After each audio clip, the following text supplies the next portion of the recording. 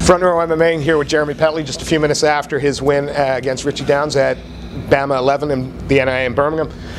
It's another 3-round war, but perhaps not quite the damage received as in the last fight. No. How would you sum up that fight? It was a different fight. So it wasn't Dyson Roberts. A completely different kind of game.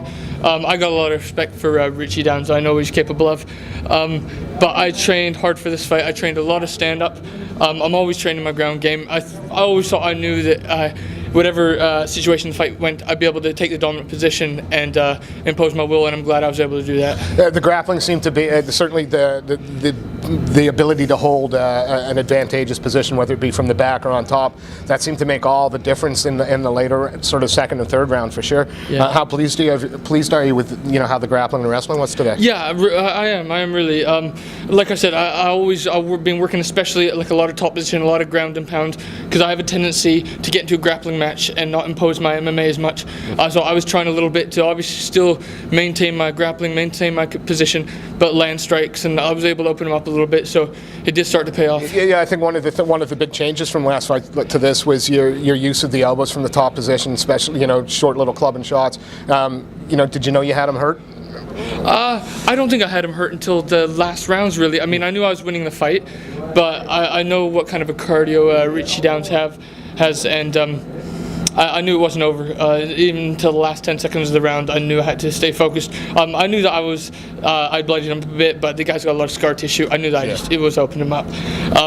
He's an experienced dude. I knew he was going to stay composed no matter what, so I never felt like I had to fight one, not until the very end. What are the next steps that you feel you've got to do in terms of your training to sort of step up in another level of competition? Is there any part of your game that you know that you want to focus on a little more than another at the moment? Or? I mean, I've not had too many stand-up wars. I've been working stand-up a lot with my boxing coach Arturo for this fight, and I think that's paid off a lot, sort of as far as my stand-up goes. I would like to continue to become more dangerous standing up. I want to be a completely well-rounded fighter, but I am a mixed martial artist through and through, and I want to improve in every aspect of my game.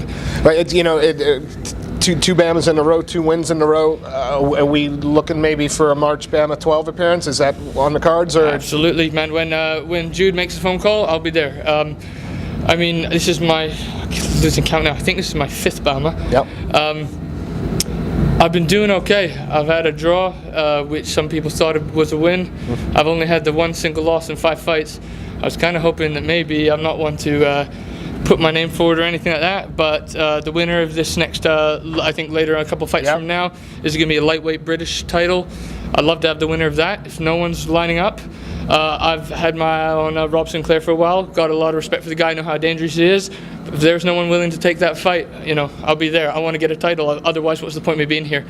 Well, it was an excellent 3-round performance. Again, you didn't seem too troubled at all through the fight, and you imposed your will. Before we let you go, is there anybody you'd like to give a shout out to, anybody you'd like to thank? Always the boys in front of me here, Omid, Serra, my long-time training partner, always willing to put a beating on me. Training with this guy, I can't fear of coming up against anyone, because nobody will put a beating on me in the cage the way he does it, in our gym.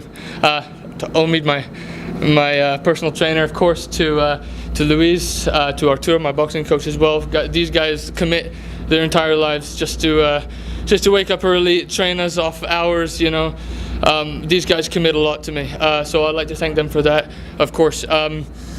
To my dad, he's devoted a lot of time giving me mental focus through hypnotherapy, so I'd like to thank him as well. And of course, first and foremost, Camila, my girlfriend, who stands by me.